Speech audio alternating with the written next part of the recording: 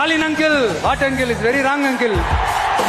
Uncle uncle, உங்களுக்கு மனசாட்சின்னு ஒண்ணு இருந்துச்சுன்னா நாங்க கேட்கிற கேள்விகளுக்கு மட்டும் கொஞ்சம் பதில் சொல்லுங்க அங்கிள்.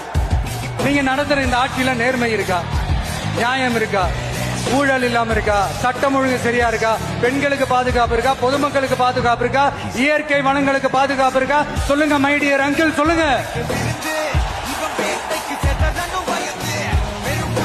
டாஸ்மாக்ல மட்டுமே இது வரைக்கும் 1000 கோடிக்கு மேல ஊழல் சொல்றாங்க.